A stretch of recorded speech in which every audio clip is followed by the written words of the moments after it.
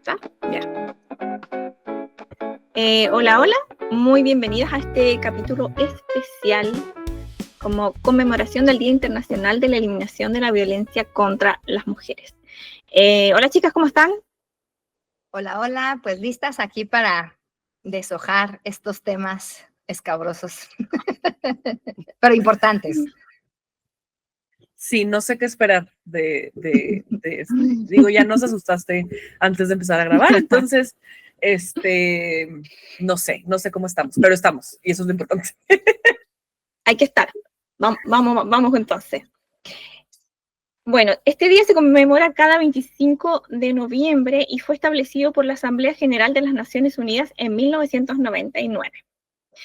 Su origen, esta fecha, es para honrar la memoria de las hermanas Mirabal, Patria, Minerva y María Teresa, 3 activistas políticas de la República Dominicana que fueron brutalmente asesinadas el 25 de noviembre de 1960 por orden del dictador Rafael Trujillo debido a su oposición al régimen. El propósito de este día principal es sensibilizar a la sociedad sobre la violencia contra las mujeres y niñas, visibilizar que esta violencia es una violación de los derechos humanos, movilizar a la sociedad para prevenir y eliminar todas las formas de violencia de género, promover políticas públicas para erradicar, obviamente, esta problemática. Y también, este día, el 25, se inicia la campaña de 16 días de activismo. Este día marca el inicio de la campaña internacional 16 días de activismo contra la violencia de género, que concluye el 10 de diciembre, que es el Día de los Derechos Humanos. Y las formas de violencia que aborda son la violencia física, sexual y psicológica, la violencia doméstica, la violencia en el ámbito laboral, el feminicidio, trata de personas, mutilación genital femenina, matrimonio infantil y acoso sexual y ciberacoso. Y este año la campaña es contra la violencia digital y el lema es "La lucha ya no cabe en pantalla". Eso es lo que se va a hacer este año con motivo de la conmemoración del Día Internacional contra la Violencia contra las Mujeres. Pero el tema que nos trae a nosotros acá y de los que queremos discutir es sobre el retroceso de los derechos de las mujeres que se está experimentando a nivel global. Y yo pido así como que se imaginen como que, por ejemplo, estamos en una montaña. Estamos escalando una montaña, ¿ya? Y nos hemos demorado muchos años en escalar esa montaña y nos hemos esforzado muchísimo también. Y por fin estamos viendo la cima cerca. Y de repente alguien hace, como que activa un mecanismo y nos empieza a bajar así automáticamente de esa montaña y la cima ya se pierde, ya no está. Y eso es lo que está pasando ahora. La ONU nos dice que al ritmo actual, lamentablemente debido también a la pandemia, faltan alrededor de 300 años para la igualdad total.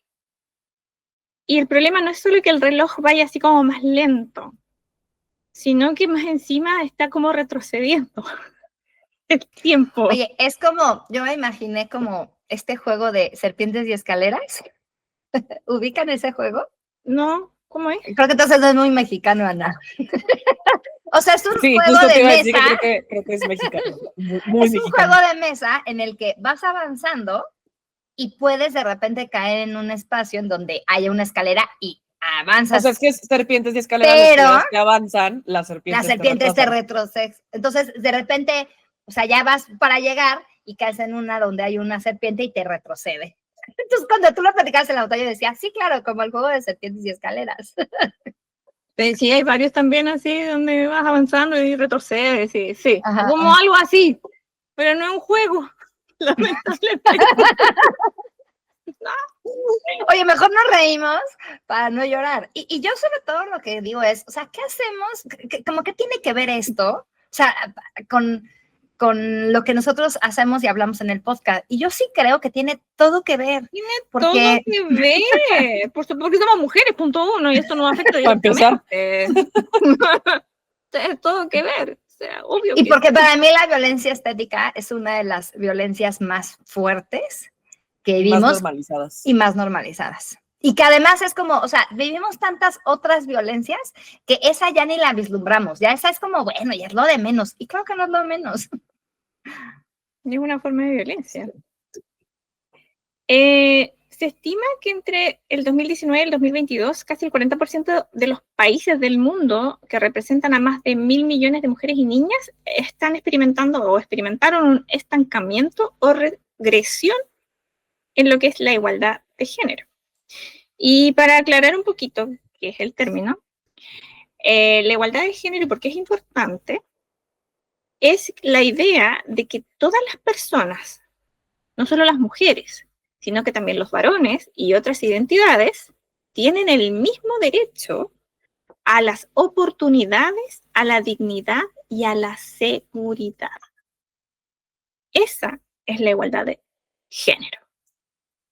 Y lo importante es que cuando las mujeres tenemos esta igualdad, podemos estudiar, trabajar, tomar decisiones, sentirnos seguras, y esto no solo beneficia a nosotras, sino que también hace que los países sean más ricos, más estables y también menos violentos. Por lo que esto no es casual, esto que esté pasando ahora, que estemos retrocediendo en derechos, sino que esto es un contragolpe global y está orquestado por gobiernos conservadores y movimientos antiderechos que cada vez son más influyentes. ¿Y dónde estamos perdiendo terreno? En prácticamente lo mismo de siempre que hemos estado luchando desde siempre, que son los derechos sexuales y reproductivos. Ese es el principal objetivo. Nuestros cuerpos son el campo de batalla principal por una razón muy simple.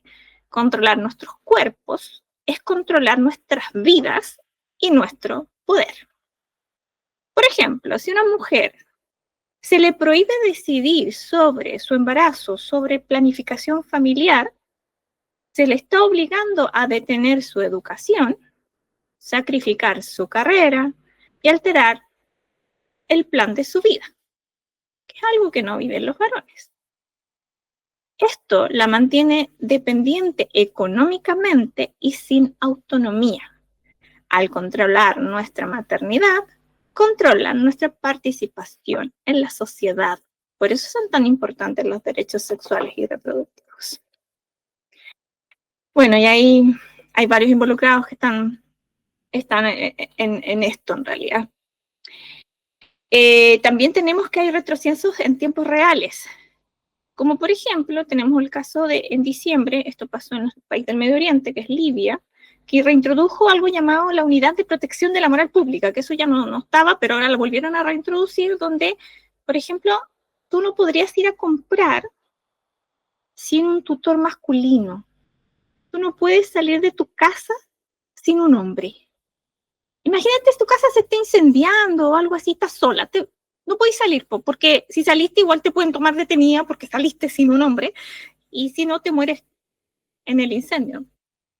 Imagínense todos estos retrocesos que están ocurriendo por allá. También tenemos el ataque a los espacios cívicos. Los movimientos antiderechos no solo cambian leyes, sino también cercan los espacios donde las mujeres se organizan para hacer resistencia. Se desfinancian ciertas fundaciones o ciertos lugares donde tú, por ejemplo, te puedes reunir y poder hacer asambleas. Ya no hay presupuesto para eso. Se reducen los espacios cívicos.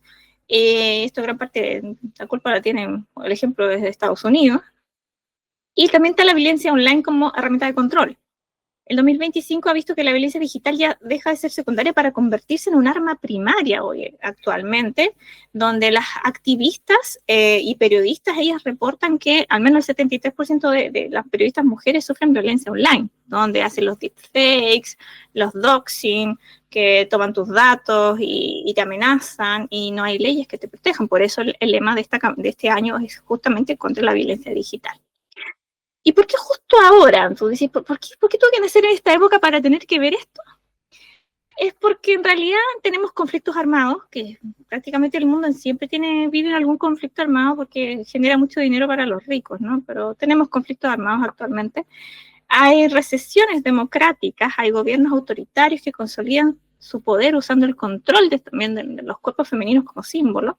También está el cambio climático, aunque haya mucha gente que reniega de él. Sí, afecta esto desproporcionadamente a las mujeres que viven en zonas rurales. Y también hay cortes en ayudas fiscales.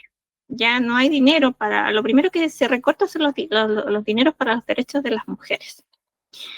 Y estamos teniendo encima un aniversario amargo. Hace 30 años atrás se celebró la 4ª Conferencia Mundial sobre la Mujer en Beijing, que ha sido la más importante.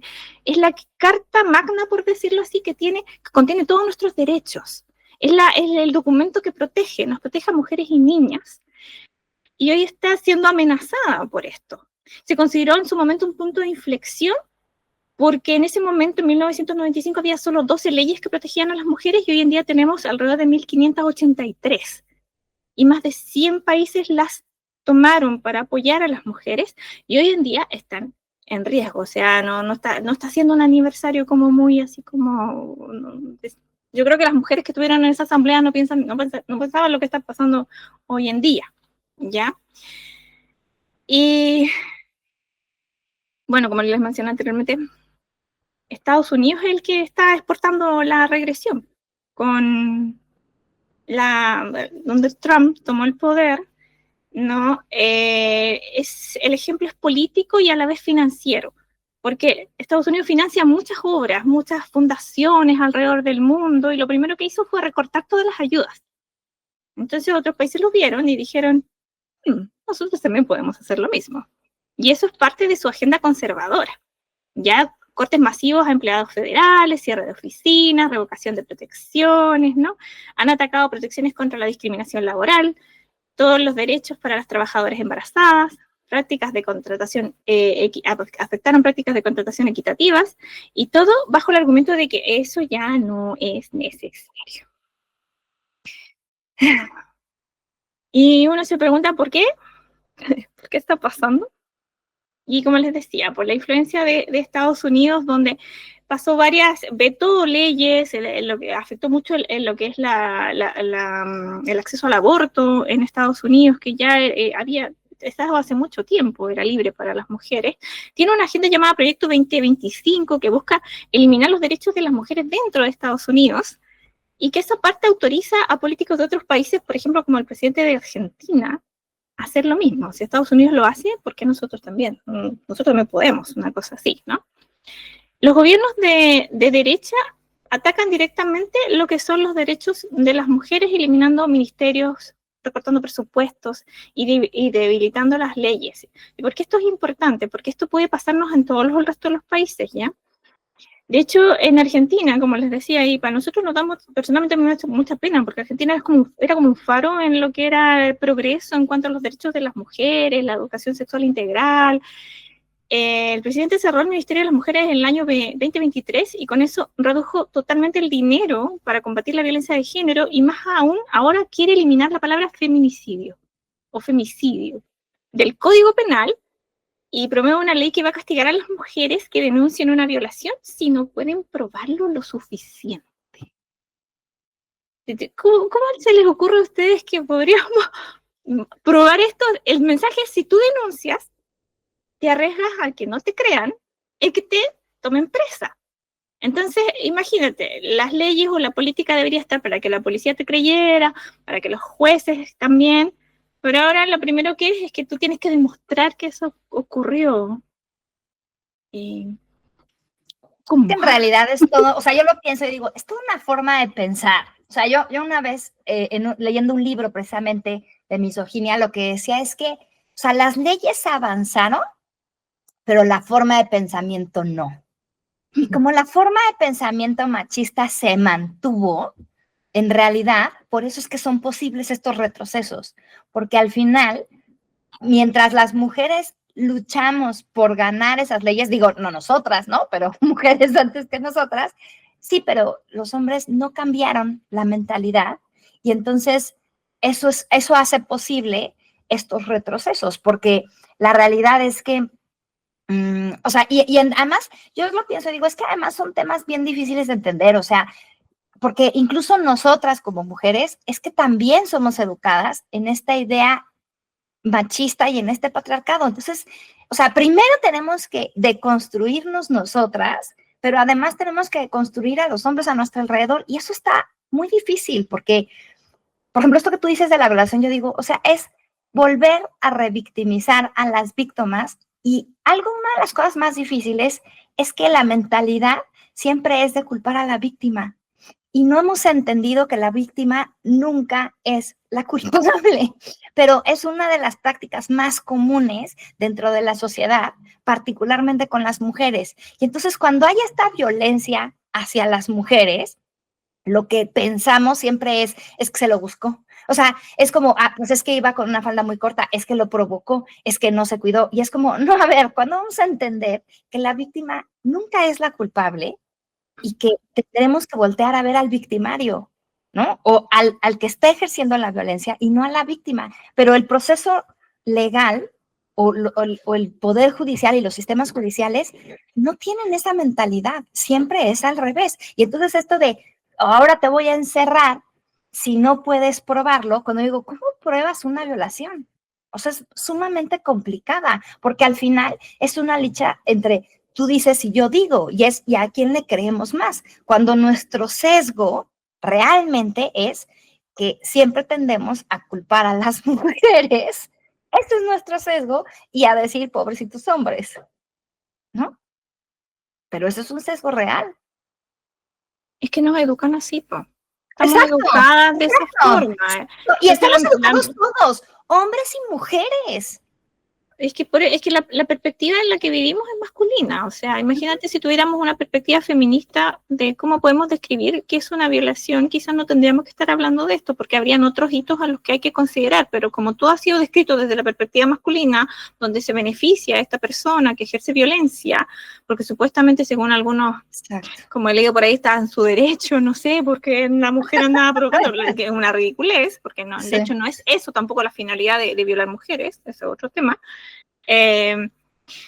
Estamos entrampadas en esto de que hay muchos varones y muchas mujeres con misoginia interiorizada que creen que esto es así y que no va a cambiar porque siempre ha sido así. Pregúntate por qué siempre ha sido así, pregúntate si te conviene o no, si está bien o no. O sea, las mujeres ya no queremos salir con miedo a la calle y no tendríamos por qué.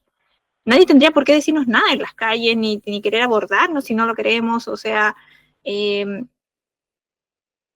esto está atravesado por muchas otras problemáticas incluso de que lo hemos conversado, de la objetivización del cuerpo de las mujeres, o sea, de que están ahí para que los hombres los miren y decidan ellos qué hacer con nosotras. Entonces esa es la problemática, y por eso es importante vincularse con esto, leerlo. Esta información está toda obtenida desde ONU Mujeres, así que ahí está en realidad todo esto que está sucediendo, está documentado, las encuestas y toda la información que de ahí se está obteniendo, porque esto igual es preocupante, porque esto está pasando en todos lados y estamos dejando que ocurra. Pues. Es como que tú sentís, alguien irá a hacer algo, al menos hay gente que dice, no, pero quizás no pasa, o alguien va a hacer algo, no, es que no, porque en realidad, al parecer, nuestros derechos no le convienen mucho al sistema que se sostiene sobre las mujeres y el trabajo, por ejemplo, el trabajo doméstico que no es remunerado y que está invisibilizado, sí. Entonces no le conviene.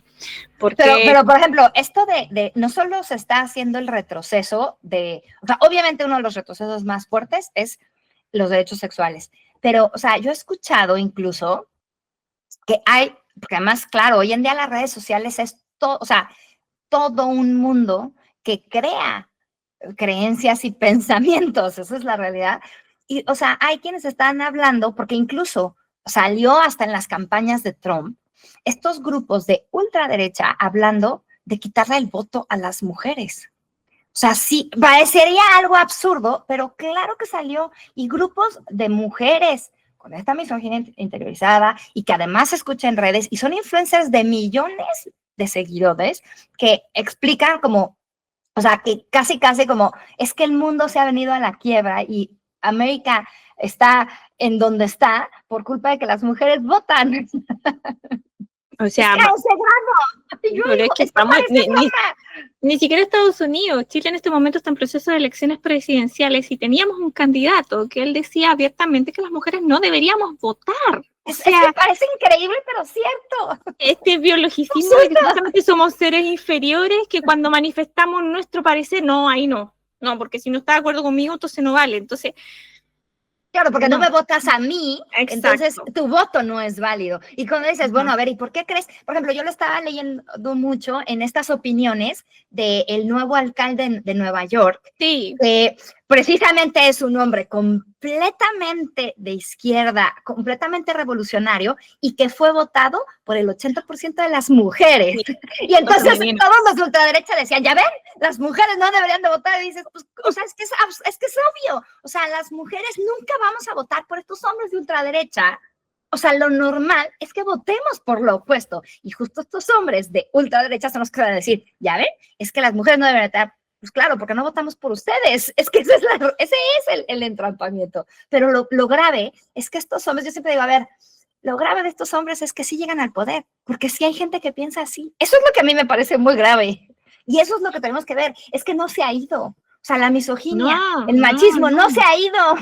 El que la No, ley está avanzada no significa que el pensamiento haya cambiado.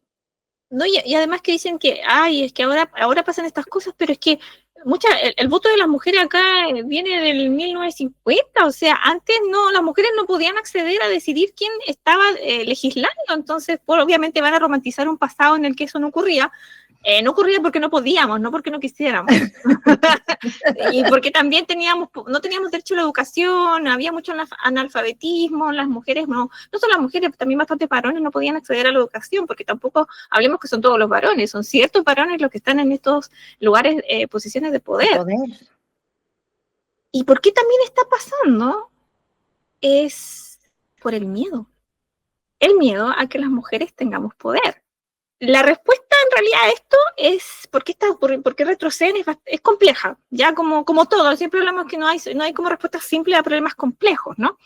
Los ataques a la igualdad de género, que ya dijimos lo que era, ¿no? Provienen a menudo del miedo. Miedo a perder poder, privilegios y control. A medida que más mujeres y grupos marginados, que les llaman, exigen igualdad y desafían los sistemas de opresión históricos, quienes se beneficiaban de este status quo que había, sienten efectivamente que hay una amenaza. Algo está pasando que está amenazando sus privilegios. Y este miedo no es abstracto, es bien real, porque durante siglos el poder económico, político y social ha estado concentrado en manos masculinas, ¿no es cierto? Ciertos varones blancos, heterosexuales, ¿no? Con dinero. Entonces, cuando las mujeres acceden a la educación, a espacios de decisión, a autonomía económica, porque empezamos a ganar dinero, ¿no? Y a control sobre nuestros cuerpos, esto desafía estructuras milenarias de dominación. Entonces, la reacción conservadora y autoritaria que estamos viendo hoy es en parte una respuesta desesperada ante la pérdida de estos privilegios que han sido históricos. Por eso está en todas partes, porque en todas partes las mujeres están llegando a los espacios de poder, y cuando llegan a las mujeres a los espacios de poder se empiezan a visibilizar las problemáticas de las mujeres, los cuidados infantiles, las tareas domésticas. Yo recuerdo haber leído que había una mujer que llegó como a la junta de una empresa, ¿sí? Ya en las esferas más altas, y ella recién pudo ahí decidir que existieran estacionamientos más cerca de la puerta de entrada a la oficina para las mujeres embarazadas, porque no habían, o guarderías, porque antes las juntas eran solo varones, entonces no había mujeres que llegaran a decir, oye, también está esta problemática, que pusieran mudadores en los baños para poder mudar a los bebés, si es que iban mujeres, iban con el bebé, y donde le cambia el pañal, por ejemplo. Entonces, cuando las mujeres llegan a esos espacios, se empiezan a dar cuenta de las problemáticas que nos afectan a nosotras, y hay que destinar dinero, presupuesto y todo eso. Entonces como que no les gusta, pues empezamos a tener decisiones, como lo que pasó con el alcalde allá de Nueva York. O sea, las mujeres empezamos a decir, oye, quien esté quien me apoya lo que a mí me afecta, entonces yo lo voto, pues no voy a votar por la persona que en realidad no me beneficia. Y lo otro es que no hay dinero para la igualdad. Entonces, en 2021 varios países se comprometieron con un proyecto que en español significa como hablar menos y financiar más. Esto es una iniciativa que está en inglés, pero resulta que el dinero nunca llegó. Ya empezaron las crisis, las guerras, entonces empezaron los gobiernos a hacer recortes presupuestales y justo lo que necesitaban las mujeres, que eran programas de protección, refugio, educación sexual, es que no, para eso no, eso puede esperar, porque eso siempre puede esperar. A ver, en México lo vivimos en el sexenio pasado. O sea, ¿qué se hizo? Se quitaron las guarderías, se quitaron los refugios. O sea, es un tema también de presupuesto y que además, o sea, nuestro expresidente salió a decir, bueno, pues que las mujeres se regresen a la casa a cuidar a los hijos. O que las abuelas los cuiden. Y es como... Que las abuelas se hagan cargo, para eso están. Literal. O sea, eso fue su frase del que era en ese entonces el presidente. Y esa fue la decisión. Y entonces ahorita ya se quedaron, no sé cómo, la verdad es que no sé cifras exactas, Pau, pero... Sí, pero, o sea, sobre todo lo que se hizo es que muchas guarderías eran, o sea, subsidiadas. Si tú trabajabas, sí, en realidad, como el gobierno no tiene suficientes guarderías que maneja ellos, entonces eran como subsidiadas. Tú podías, o subrogadas más bien es, ¿no? O sea, tú vas a una guardería privada, pero está subrogada y la paga el gobierno. Y entonces, en realidad, con el pretexto de que eso era corrupción y que había mucha corrupción, entonces se quitaron todas esas guarderías. Y en realidad lo que quedó es que pues muchísimas mujeres se quedaron sin guarderías porque no se da abasto las guarderías que maneja el gobierno. Y entonces, si tú no tienes espacio en esas, bye. O sea, pero además yo ahí sí digo, bueno, y sí, se da entonces esta famosa ayuda a las madres solteras o a las madres que trabajan, pero digo, sí, pero ese dinero no alcanza para pagar una guardería. Entonces, al final, además, parecería que es como una ayuda. Yo digo, no, no es una ayuda, es un derecho. O sea, si tú eres trabajadora, madre trabajadora, el derecho que te ganaste fue a que te ayude el gobierno y la empresa a que alguien cuide y se responsabilice, o sea, te ayude con el hijo mientras trabaja, porque, o sea, mientras trabajas, no es una responsabilidad tuya, tiene que ser una responsabilidad compartida. Y eso, bye. Y que te den el dinero para que no te alcanza, o sea, cuando no te alcanza, pues te deja, o sea, te regresa a tu casa. Es que son formas alternas de sacarte de la vida pública, pues. No, y también los ejemplos de los tiempos de, ¿cómo se llama? De la maternity leave. O sea, por cuando supuesto, la mujer tiene ciertos días y el hombre tiene otros ciertos días, el hombre tiene que volver a trabajar a los 5 días y la mujer a las, también, digo, 20 días. O sea, también es muy poco aquí en México. Son 45. Pero antes y nada. después, o sea, es nada recién salido y luego quitas estas facilidades de quien te cuide, como, o sea, ponte en el lugar de esa mamá, ¿cómo le vas a hacer? Si ya me están obligando a regresar al trabajo por el tiempo, que aparte no se puede cuidar mi esposo, si es que tiene papá presente, porque también vamos al tener papá presente, si al esposo ya lo obligaron a los 5 días a regresar a trabajar, ¿cómo le voy a hacer yo? ¿Qué oportunidades voy a tener yo y qué opciones voy a tener para poder tomar una decisión en estos momentos, para yo poder tener esta libertad económica que a lo mejor es la que mencionamos que se está luchando, que se tiene un poco, pero pues ¿cómo le haces? O sea, qué padre tener la libertad. Si pueden trabajar, ajá, ¿cómo? ¿Cómo? O sea, exacto, es como, explícame, o sea, cómo. Es que las cuentas no me suman. No me sale, o sea, no me sale el negocio aquí, no me está funcionando, No, porque es como, ¿qué gano yo con que me des el derecho a trabajar si de todas maneras me estás complicando toda la existencia y al hombre no le estás complicando absolutamente nada? En sentido de, o sea, en este otro, en lo ganado, no sé. Pero además esto genera otros problemas, porque al final también la parte de la brecha salarial es eso, que entonces la mujer deja de trabajar ciertos años, sale del mercado laboral y cuando regresa, pues ya trae un retraso y un rezago. Pero además o sea, un hombre, papá, es considerado un buen proyecto para la empresa, porque entonces va a ser más comprometido, y una mamá que trabaja es como, ay, pero es que entonces va a venir menos. Y entonces es como, pero es el mismo hijo. Entonces, o sea, la brecha no es solamente que por el mismo trabajo como a las mujeres se les pague menos, es esta brecha en el mercado de oportunidades que el sistema no coopera. No, y que no se le exige también al otro, o sea, porque el papá Claro. porque nos llama la atención que el papá vaya por él a la escuela, que el papá falte porque se enfermó el hijo, porque siempre tiene que ser, o sea, obviamente entendemos que biológicamente la mamá tiene un nivel diferente con el hijo, pero el papá también puede hacerse cargo perfectamente bien de la criatura si algo llega a pasar, porque no lo vemos como, o sea, ¿por qué nos extraña? O porque no hay opción de que él pueda quedarse, pueda hacerse cargo, pueda dedicarle más tiempo, porque siempre tiene que ser la mamá. Porque nos educan para eso, pues las de niñas nos educan para ser Obviamente. madres. Obviamente sabemos que el instinto maternal es un mito, eso no existe, a nosotros nos educan para eso, y a los varones no, pues a los varones no los involucran en el cuidado de niños, desde niños, de las labores domésticas, el cuidado no los involucran. Entonces hay muchas mujeres que perciben que los hombres no tienen las competencias para cuidar a los niños, y por lo tanto solo las mujeres podemos, por esta cosa innata, no esta energía femenina que son puros mitos y no tienen ningún asidero científico, no hay nada ahí.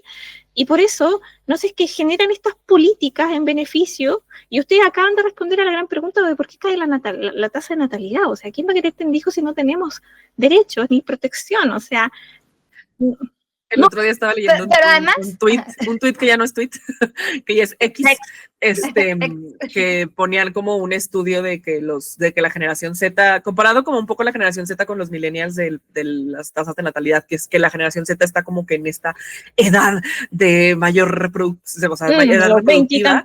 Ajá, de 20 y tantos y que no están teniendo nada, o sea, no están teniendo hijos, y me dio risa porque o sea, está el tweet citado y le contesta una chava así como de, estamos viviendo en un departamento de una recámara.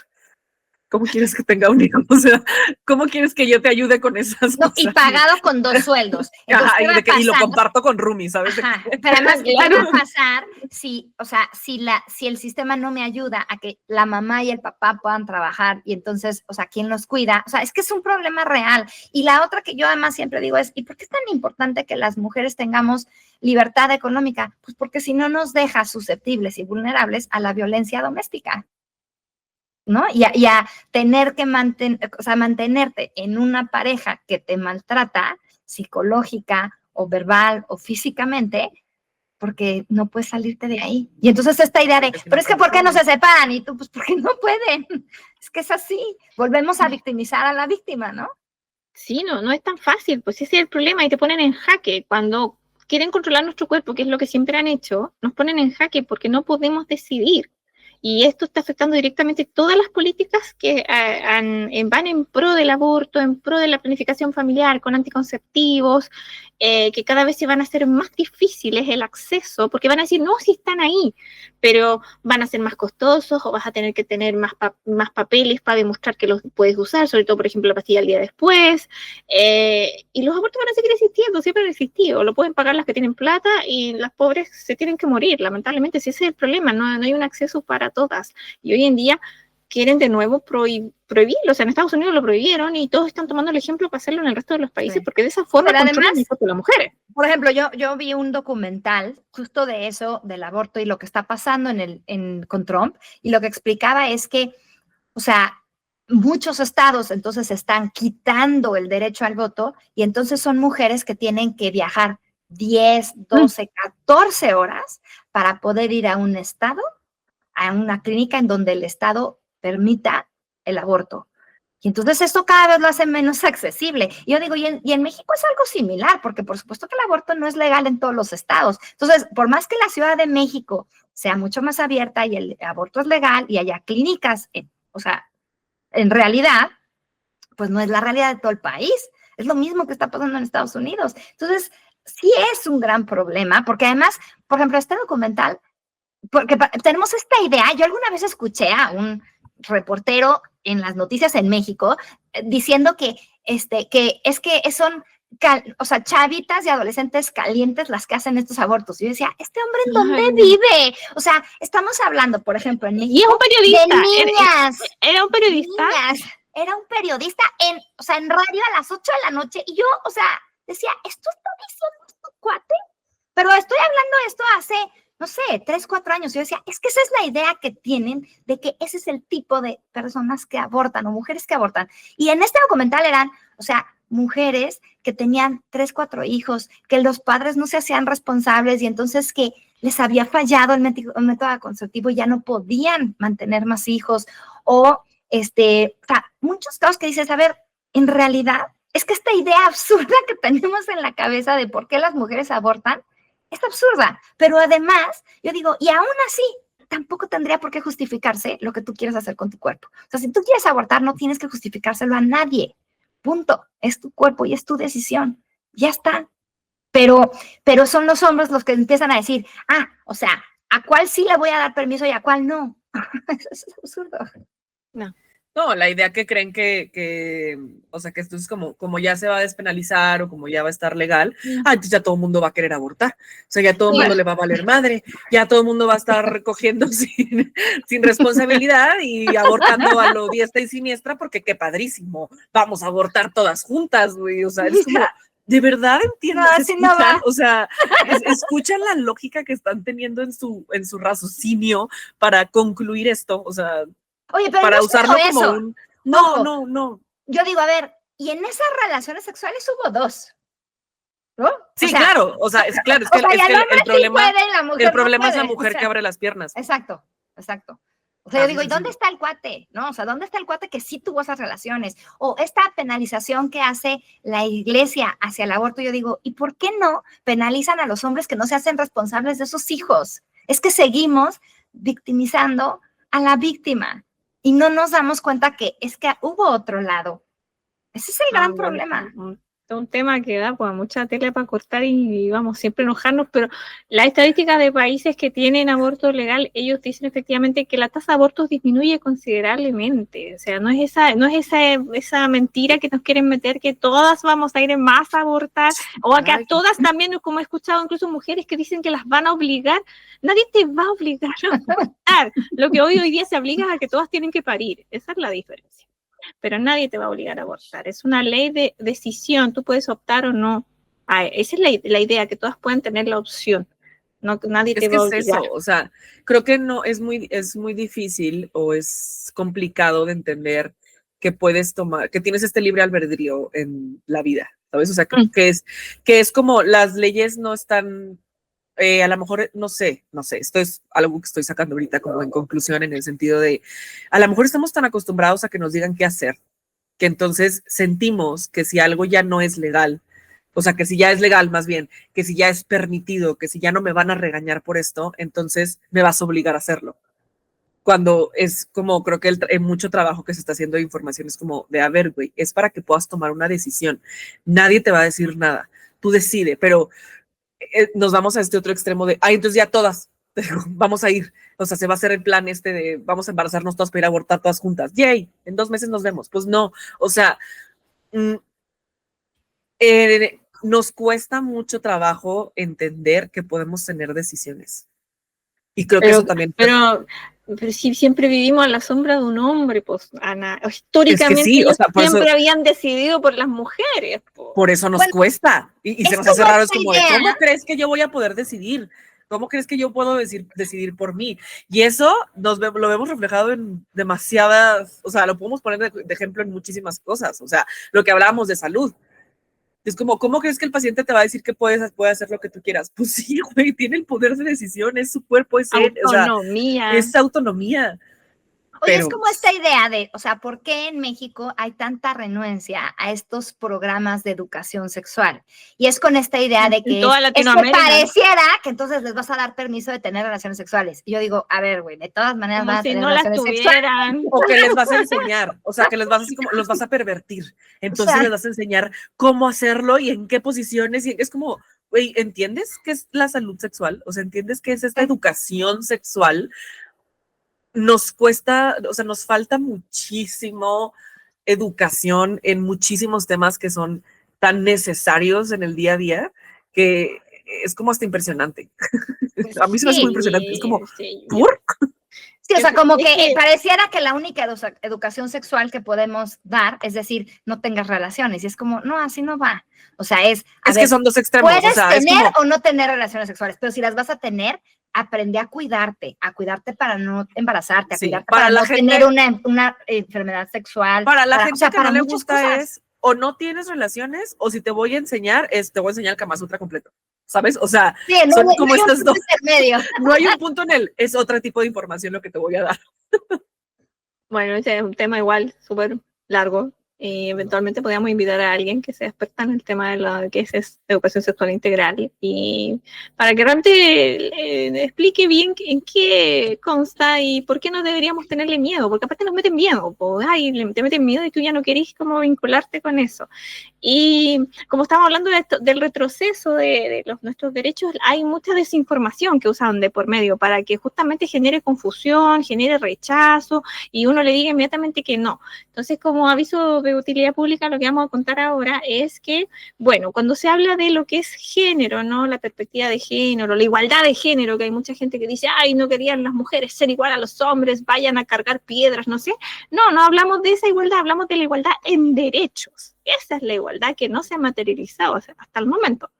Lo que usan también es, cuando queremos hablar de perspectiva de género, ellos usan, no, eso es ideología de género, lo cual no es lo mismo. La ideología de género es un término que es político y a la vez peyorativo u ofensivo en realidad.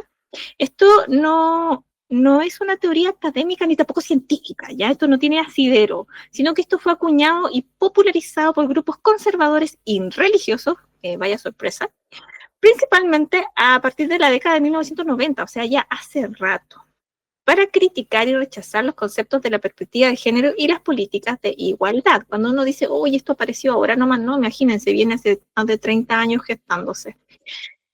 Y la explicación, así como bien en sencillo, diríamos que la ideología de género es la etiqueta de miedo que usan algunos grupos para describir una supuesta conspiración que según ellos, ¿qué es lo que buscan? Lo primero de lo cual ellos se agarran es como destruir la familia tradicional. Creen que los estudios de género buscan eliminar la figura del padre y la madre y la estructura familiar basada únicamente en la heterosexualidad. Cuando eso no es cierto, de hecho la perspectiva de género amplía los tipos de familia, en ningún caso borra este tipo de familia heterosexual. Borrar las diferencias entre los sexos, sostienen que niega las diferencias biológicas entre hombres y mujeres y que corrompe a los niños. Afirman que la educación sexual integral y los programas de diversidad son métodos de adoctrinamiento. Y en resumen, es la versión distorsionada de la perspectiva de género que se presenta como una amenaza. Porque en realidad la perspectiva de género lo que nos viene a evidenciar es que el género es una construcción social. Como lo hablamos con la enfermedad y la salud, esto también es una construcción social, como muchas cosas, ¿no? Donde los roles de hombres y mujeres, las expectativas y los comportamientos que la sociedad nos asigna son aprendidos y por lo tanto se pueden cambiar. No son innatos, no es biología, como he escuchado a algunos decir. No, para nada. Son cosas que eventualmente se construyen a través del tiempo y eventualmente los podemos cambiar. ¿Qué sostiene la ideología de género, que supuestamente es el género? Dice que quiere negar la biología y la naturaleza humana para imponer un estilo de vida, cuando en realidad el ser mujer y el ser hombre en cuanto al género es un constructo social, no está determinado por biología. El objetivo de la perspectiva de género o el enfoque de género es buscar identificar las desigualdades y discriminaciones que nacen de estos roles de género. Por ejemplo, que las mujeres se hagan solo cargo de los cuidados, cuando, por ejemplo, quieren aumentar la tasa de natalidad y los hombres no se van a vincular con el cuidado de los niños. O sea, no es justo, no es equitativo. Y para eso la idea es crear políticas de igualdad. Por ejemplo, estos permisos parentales post que tuviste a tu bebé, que sean para los dos. El punto es que no es económicamente rentable para las empresas, ese es el problema. Igual nos quieren poner a parir, pero no quieren financiar. ¿Y qué sostiene la ideología de género, que sería el objetivo, supuestamente según ellos, del enfoque de género? Su objetivo es imponer la homosexualidad o el relativismo moral, que es un totalitarismo y que ataca la libertad de las religiones. O sea, no, cuando usted escucha ideología de género, en realidad no es un concepto académico ni tampoco científico, es una creencia de distorsionar lo que es una herramienta, porque el enfoque de género es una herramienta para analizar lo que ocurre en la sociedad, ya según estos roles de género que se le asignan a hombres y mujeres. ¿Por qué lo usan para atacarnos? Porque esto genera pánico moral, es como un enemigo invisible, ¿ya? Son palabras como fuertes, ideología, adoctrinamiento, destrucción de la familia, todo el mundo le generan como miedo, pues. O sea, hasta uno si lo escucha sin saberlo, en realidad tú decís que horror, y aparte apelan como a las emociones, que tú sientas miedo y te indignes. Unifica la oposición, permite agrupar bajo un mismo paraguas de rechazo temas que son sumamente diversos y que no deberían estar juntos, pero los agrupa a todos, como el aborto, los derechos de la comunidad LGTBQ+, la educación sexual integral, las políticas de paridad, todo lo mete dentro de un mismo saco, simplificando un debate bastante complejo de un sí o no a la familia. Y deslegitima, obviamente, la ciencia y el derecho, al presentar el concepto de género como una ideología, algo basado que está en opiniones, ya, en opiniones, no en hechos, descalifica inmediatamente cualquier ley o estudio que promueva la igualdad. Y esto les permite justificar el recorte de presupuestos y la eliminación de los ministerios dedicados a la mujer, que hoy en día está pasando en todas partes con este avance de los movimientos conservadores y de ultraderecha. ¿Y qué podemos hacer, cierto? Porque ya como que uno no le da rabia, sobre todo para mí es sensible el tema porque estamos en periodo de elecciones y yo no voy a esconder mi postura política, yo estoy en pro de derechos humanos y contra nadie que ataque los derechos de las mujeres, obviamente, y de las disidencias. Así que, ¿qué podríamos hacer? ¿Qué se les ocurre a ustedes? Yo igual tengo algunas cosas acá, sobre todo para aquellas chicas que dicen, ay, que yo no hablo de política, no, yo no me meto en política, porque no me gusta la política, porque es compleja la política. Claro, la política es compleja, si obviamente no te vinculaste con ella, porque de chica también nos dicen, no, eso no para las mujeres, y tú siempre viste el Congreso lleno de varones, tú dices, yo podré estar ahí. Yo nunca me vislumbré como política, de hecho, más pensé que algún día podía ser quizás astronauta antes que política. Imagínate lo lejos que podía estar eso. Yo pensé que podía ir al espacio antes que estar en un lugar como el Congreso. Yo diría que el primer paso es como cambiar como nuestra mentalidad de tener esta idea falsa de que la política es aburrida, son solo un montón de hombres peleando, que eso sí, si tú veis realmente las noticias o los canales de los congresos, a veces te encuentras gente peleando. Así es. En realidad, la política es el presupuesto, de dónde va todo nuestro dinero. ¿Cómo se financian las escuelas, los refugios, las guarderías que ustedes hablaban, ¿no? Sí, es decidir en qué se utiliza el dinero de tus impuestos, ¿no? Exacto, por eso es como sí o sí, todo lamentablemente, aunque no te guste, es político. Incluso hasta la ropa que usas, todo comunica. La política, que supuestamente es compleja y como que no la entiendo, la política en realidad se traduce en lo básico. Podemos traducirla en lo básico. Por ejemplo, el precio de la canasta familiar, si vaya a comprar al supermercado, cuánto está costando la leche, cuánto te sale el jardín infantil, el transporte público. En todo eso ahí está, hay decisiones y leyes que se han hecho en el Congreso de tu país y es política. Y hay otras personas que dicen, no, yo no soy política, en realidad sí lo eres. Cada vez que decides qué hacer con tu cuerpo, con tu tiempo, con tu dinero, estás ejerciendo una libertad que es el resultado de una lucha política. Hoy en día que todas nosotras, la mayoría de las mujeres acá en Latinoamérica, podamos salir a hacer nuestras cosas, podamos trabajar, es en base a que se crearon leyes que, por ejemplo, hoy en un país como Libia no existen. En Libia tú tienes que salir con un hombre. No puedes salir sola a la calle, pues no te toman presa. Y quizás ni siquiera puedes trabajar. Entonces, parte que hoy día podamos votar y trabajar es porque se han redactado leyes. Por lo tanto, nuestra vida personal es el resultado de decisiones políticas. Y para echarle un poquito más de leña al fuego, podríamos decir, en cuanto al cuerpo y la autonomía. Si el Estado decide sobre nuestros úteros, está decidiendo nuestro futuro económico. Porque, por ejemplo, cuando se debate si un hospital o una farmacia nos debería dar la píldora el día después, o si el aborto es legal o no, si lo prohíben, por ejemplo, nos van a forzar a tener un embarazo que puede poner nuestra salud en riesgo cuando son estos embarazos de alto riesgo, ¿no? Nos ponen nuestra salud, limitan nuestros estudios y forzarnos a vivir en pobreza. La maternidad obligada es una herramienta de control político y económico. Por eso es importante igual vincularse. También la política es tu tiempo y tu dinero. O sea, ¿quién paga por el cuidado de tus niños? O en algunos lugares por el cuidado de los abuelos. Acá nadie paga por el cuidado de los mayores en todo caso, porque ahí tienen que hacer cargo las familias, porque ¿quiénes son las mujeres en su mayoría? Entonces, los políticos de turno son los que van a decidir cuántas guarderías públicas se financian, cuántas se construyen, si es que hay licencias de paternidad, ¿no? Cuánto tiempo. Acá tenemos un postnatal de 6 meses y se quiere llegar a 1 año. Entonces, esas son políticas públicas.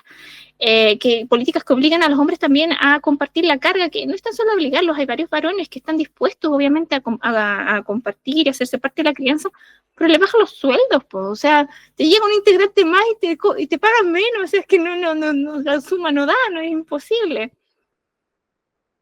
Cuando el gobierno recorta el presupuesto para los centros de cuidado, no está recortando un número en un papelito, está recortando quizás nuestras oportunidades de trabajar y de independencia. Y nuestros derechos no son para siempre, lo hemos visto, son una conquista que hay que defender, por si acaso. Hay que ser vigilantes, ruidosas y solidarias, y educarnos entre nosotras y aprender juntas. Hablar con niñas y adolescentes, para que esto no vuelva a ocurrir y no nos veamos amenazadas. Como yo les decía, tenemos elecciones nosotros el 14 de diciembre y de hecho hay efectivamente un candidato que no está a favor de los derechos de las mujeres y eso a todos nos tiene bien preocupadas, porque no podemos retroceder en materia de derechos. ¿Qué dicen ustedes, chicas? O sea, yo cuando dijiste, ¿qué se les ocurre? Yo así de, ay, no tengo ni idea. Pero vaya, me gustó esta idea de efectivamente que, o sea, es político. Entonces, o sea, la política no es esta idea de ver el Congreso, ver los debates de los políticos, es, o sea, ¿en qué quieres que se use el presupuesto de tu país? ¿En qué quieres que se use el dinero de tus impuestos? O sea, eso es por lo que votas. Yo soy más de la idea de que, o sea, sí creo que estos temas, tristemente, no los aprendemos si no los estudias. O sea, y estudiarlos puede ser leer un libro, puede ser escuchar un podcast, puede ser tener esta plática con tus amigas, o sea, puede ser muchas cosas en las que puedes aprender, las formas de aprender, ¿no? Pero sí creo que es que no nos enseñan, las tienes que aprender activamente. Es conveniente que no nos enseñen, porque si no nos agrupamos. Claro.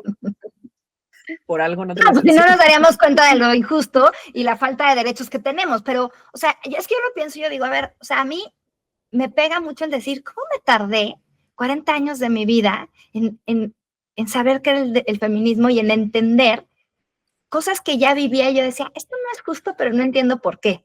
Y hoy en día digo, claro, porque es machismo, pero me tardé 40 años de mi vida. Y digo, ¿por qué? ¿Por qué nos tardamos tanto? O sea, ojalá que las generaciones no se tarden tanto en entender que no tenemos los mismos derechos, que no está bien que salgamos a la calle con miedo las mujeres, que no está bien que, o sea, todas estas violencias que vivimos y que tenemos tan normalizadas, no está bien. Es que por un lado, como tú dices, hay ciertas violencias que están normalizadas y otras que si bien no te atraviesan, no te vas a dar cuenta, porque a ti no te afecta. A ti no te afecta, entonces obviamente no las vas a ver. Y como tú dices, hay que leer un libro quizás donde ves la experiencia de otras mujeres que viven en otros lugares u otras mujeres que viven quizás donde mismo vives tú, pero tú no estás atravesada por lo que ellas viven, entonces obviamente no lo vas a evidenciar. Y de eso, y eso es lo que lo hace más complejo, porque las que lo viven las silencian también, no pueden hablar, no son válidas su palabra, entonces es complejo, es difícil. Sí, creo que, o sea, yo también lo que dejaría es lo que dice Pau, que tienes que informarte. O sea, creo que sí o sí tenemos que informarnos de algún lado. Creo que afortunadamente ahorita hay demasiados lugares para informarnos. O sea, si no te gusta leer, ponte un podcast. Si no te gusta el podcast, ponte un video. Si no te gusta el video, ponte a investigar en páginas de internet. O sea, tenemos como mucho de dónde poder, mucho de dónde me refiero a diferentes como como opciones Fuentes. visuales, no visuales, auditivas, no auditivas, como quieras, que no lo pueden hacer un poquito más entendible esto que mencionas, Rocío, como si no te atraviesa a ti no quiere decir que no pase. Entonces también tenemos que abrir un poco los ojos a este otro lado. Y creo que también esto del todo, o sea, del todo es político, creo que, no sé si a ustedes les pasa, pero luego, o sea, bueno, sí, en su círculo de amigas como pasa, pero luego hay veces comentarios o situaciones o temas que no se quieren hablar. Es como de, ay, no, bueno, cambiemos de tema. O es como de, ay, no, pero es que, qué flojera hablar de política. Es como, es que no es flojera, ¿no? O sea, hablar de política no es que te voy a decir lo que pasó en el Congreso, es chécate lo que sucede y qué es lo que tienes que simplemente pedir. No tan simplemente, porque creo que no es fácil, pero darte cuenta de qué es lo que nos falta de exigir y por eso hay otras mujeres allá afuera que sí lo están haciendo y que lo están haciendo también por ti. Entonces, como que abrirnos un poco estos temas que a veces pueden ser muy difíciles y como de, ay, no quiero, pues claro, no queremos porque no queremos ver esto. O sea, al principio de grabar esto, Rocío decía como de, ay, a ver si no, de que a ver cómo nos ponemos, porque está un poco triste y difícil y complicado. Claro, no son temas fáciles, no son temas que quieras como, qué felicidad voy a venir a platicar de esto. Pues no tanto, pero son necesarios. Y los tenemos que poner allá afuera y los tenemos que poner sobre la mesa. Y creo que lo que nos toca a cada una de manera individual es hacerlo con la gente que nos rodea, porque nosotros, y nos ha pasado, a veces comentamos mucho esto, puedo yo estar muy informada, pero mi círculo, pues a lo mejor no tanto. Entonces, compartirlo, meter por ahí un gusanito para alguien que a lo mejor te pida algún libro, te pida alguna referencia de que, oye, voy a leer tal cosa, y ya estás haciendo al menos algo para que los demás se den cuenta de la realidad en la que estamos viviendo y que sí, todo es político y no podemos separarlo. No, aunque queramos, no se puede. Así que, como ustedes dijeron, pues, informarse, todo esto está igual en la página de ONU Mujeres por si quieren consultar. Es de fácil acceso. Y también, como ustedes dicen, los podcasts, libros y cosas por el estilo. Apoyar a quienes ya están luchando por nuestros derechos, usar nuestro voto de forma consciente, informarnos sobre propuestas políticas, aunque de repente digamos, ay, no entiendo eso, como yo leí el otro día, como te decía, estamos en lecciones, una creadora de contenido que es historiadora, yo decía, pasen los planes políticos de que están proponiendo los candidatos por ChatGPT y que se los explique. Dile, explícame qué quiso decir el candidato. También es una opción. Apoyar obviamente empresas que defienden la igualdad, proteger A eso me refiero con que hay demasiadas formas de poder hacerlo. Que te lo platique ChatGPT como un cuentito si quieres, si te gusta una novela o algo así, que te lo cuente así, te lo juro que te lo va a decir y te va a ser interesante y vas a tener la información. El chiste es tener la información. Entretenido, claro. Hay películas también, muchas películas, ¿no? Hay muchas opciones. Sí. O sea, opciones hay. Y aunque suene majadero, insisto, porque esto nos afecta a todas, porque los retrocesos no vienen así como con un eslogan y una pancarta grande que diga vamos a quitarle los derechos a las mujeres. No vienen así, obviamente, sino que vienen disfrazados de frases muy bonitas que a todas nos van a hacer sentido, como queremos proteger la familia, que suena bastante bien, pero resulta que lo hacen limitando tu autonomía, como decíamos, los derechos sexuales y reproductivos. Queremos orden y seguridad, que está bien, ¿no? Pero criminalizan mi protesta o mi derecho a queja. No tengo derecho a decir no estoy de acuerdo con esto.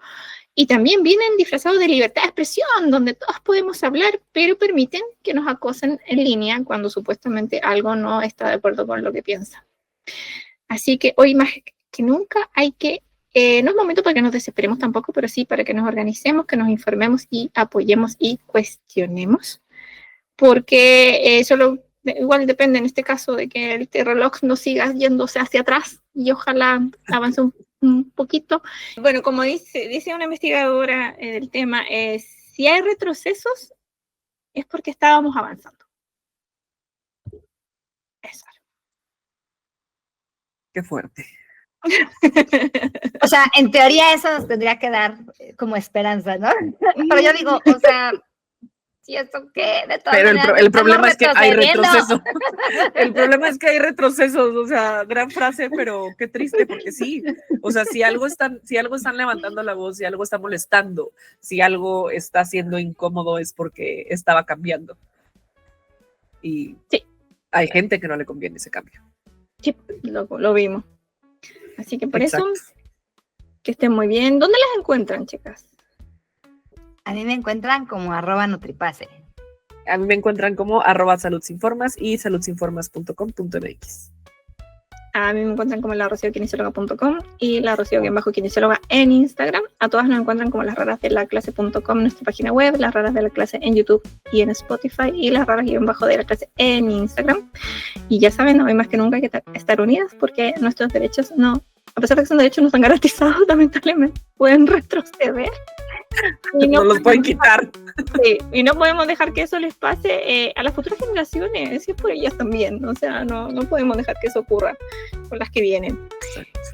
Eso, que estén bien, cuídense mucho, un abrazo y seguimos. Chao. Bye.